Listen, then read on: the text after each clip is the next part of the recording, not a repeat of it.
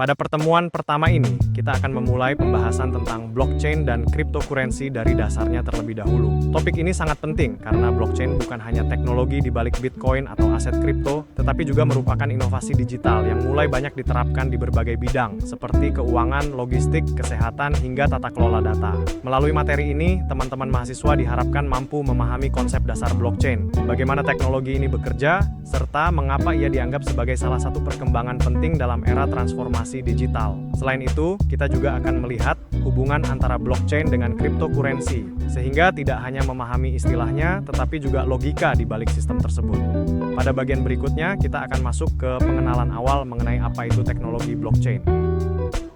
Sebelum masuk ke materi inti, mari kita pahami terlebih dahulu informasi umum dari mata kuliah ini. Mata kuliah blockchain pada program studi blockchain AI dan data dirancang untuk memberikan pemahaman dasar hingga penerapan teknologi blockchain di berbagai sektor. Selama satu semester, kita tidak hanya membahas konsep, tetapi juga arsitektur, kriptografi, mekanisme konsensus, hingga smart contract. Penilaian dalam mata kuliah ini terdiri dari kehadiran dan partisipasi, tugas individu maupun kelompok, ujian tengah semester, serta ujian akhir semester. Artinya, keberhasilan di mata kuliah ini sangat bergantung pada konsistensi belajar dari awal. Dari sisi pembelajaran, teman-teman juga akan diajak berdiskusi, menganalisis kasus, dan mempresentasikan proyek. Jadi mata kuliah ini tidak hanya teoritis tetapi juga aplikatif, analitis, dan relevan dengan kebutuhan industri saat ini. Pada slide ini kita bisa melihat gambaran silabus pertemuan 1-8, yaitu setengah awal semester yang dirancang untuk membangun fondasi konseptual dan teknis mengenai blockchain. Di awal, kita akan memulai dari pengantar blockchain dan cryptocurrency, termasuk definisi, sejarah, dan relevansinya dalam sistem keuangan modern.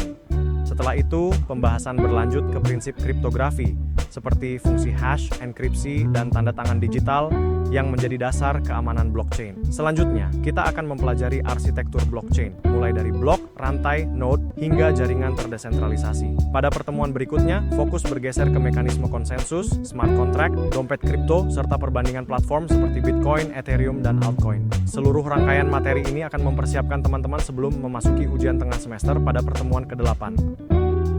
Pada pertemuan pertama ini, ada 3 topik utama yang akan menjadi fondasi pembelajaran kita. Topik pertama adalah definisi dan konsep dasar, yaitu memahami blockchain sebagai infrastruktur pencatatan digital yang terdistribusi, transparan, dan sulit dimanipulasi. Dari sini kita juga mulai melihat bagaimana cryptocurrency muncul sebagai salah satu aplikasi paling dikenal dari teknologi tersebut. Topik kedua membahas peran blockchain dalam industri dan kaitannya dengan AI, khususnya dalam ekosistem ekonomi digital Indonesia yang terus berkembang. Ini penting agar teman-teman tidak melihat blockchain hanya sebagai teknologi teknis, tetapi juga sebagai bagian dari transformasi industri. Lalu topik ketiga adalah jenis data dan ekosistem kripto, termasuk perbedaan koin, token, stablecoin, dan aset digital lainnya. Setelah memahami 3 bagian ini, kita akan punya peta dasar yang kuat untuk mengikuti materi berikutnya. Pada bagian pendahuluan ini, penting untuk kita pahami bahwa blockchain dan cryptocurrency memang saling berkaitan, tetapi keduanya bukan hal yang sama. Blockchain adalah teknologi dasarnya, yaitu sebuah infrastruktur pencatatan digital yang terdistribusi, transparan, dan dirancang agar data sulit diubah tanpa terdeteksi. Sementara itu, cryptocurrency adalah salah satu aplikasi yang dibangun di atas teknologi blockchain untuk mencatat, memverifikasi, dan mengamankan transaksi digital. Jadi, kalau dianalogikan, blockchain itu seperti sistem jalannya, sedangkan cryptocurrency adalah salah satu kendaraan yang berjalan di atasnya. Pemahaman ini penting sejak awal, agar kita tidak menyamakan seluruh ekosistem blockchain hanya dengan aset kripto. Dengan kata lain, cryptocurrency hanyalah sebagian dari pemanfaatan blockchain, sementara potensi blockchain sendiri jauh lebih luas dan bisa diterapkan di banyak sektor lain. Pada slide ini, kita kembali menegaskan perbedaan mendasar antara blockchain dan cryptocurrency. Keduanya memang sering disebut bersamaan, tetapi posisi keduanya berbeda dalam ekosistem digital.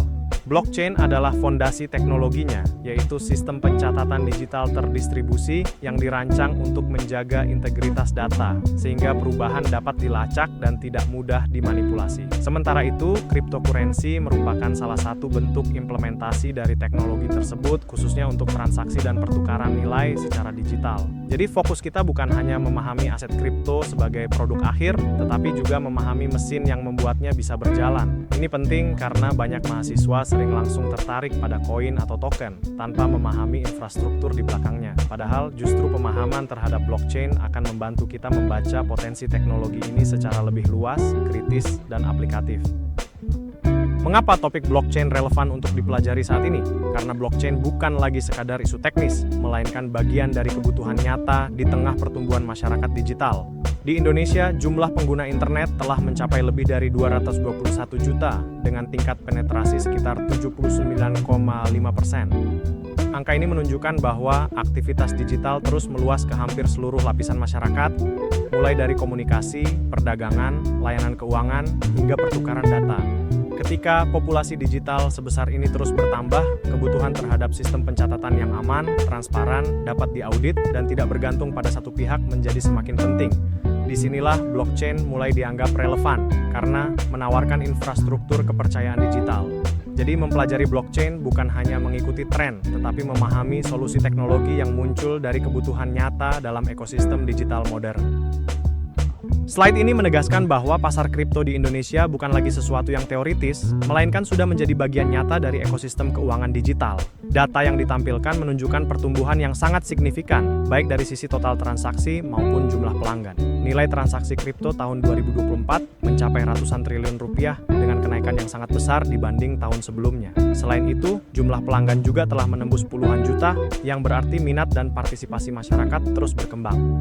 Bagi kita sebagai mahasiswa, angka-angka ini penting karena menunjukkan bahwa pembahasan tentang blockchain dan cryptocurrency di kelas bukan sekadar mengikuti tren global, tetapi juga memahami fenomena yang sedang tumbuh di Indonesia. Dengan kata lain, kita sedang mempelajari teknologi dan pasar yang benar-benar hidup, bergerak, dan berpotensi membentuk masa depan ekonomi digital nasional. Untuk memahami blockchain secara lebih utuh, kita perlu melihatnya sebagai sistem yang berdiri di atas 3 pilar utama, yaitu kriptografi, jaringan terdistribusi, dan mekanisme konsensus. Pilar pertama, kriptografi, berfungsi menjaga integritas dan autentikasi data, sehingga setiap perubahan dapat dideteksi. Pilar kedua adalah jaringan terdistribusi, di mana salinan ledger tidak disimpan di satu server pusat, melainkan tersebar di banyak node. Ini membuat sistem lebih tahan gangguan dan tidak bergantung pada satu titik kontrol. Pilar ketiga adalah mekanisme konsensus, yaitu cara seluruh jaringan menyepakati data atau blok yang sah tanpa harus saling percaya secara personal. Jadi blockchain bukan sekadar database bersama, tetapi sebuah sistem sosial teknis yang menggabungkan matematika, jaringan, dan insentif. Pemahaman 3 pilar ini sangat penting sebagai fondasi sebelum kita masuk ke pembahasan yang lebih teknis. Pada slide ini kita melihat komponen dasar blockchain yang saling bekerja sama membentuk sebuah sistem yang aman dan terdesentralisasi. Komponen pertama adalah blok, yaitu kumpulan transaksi yang disusun dalam satu unit data.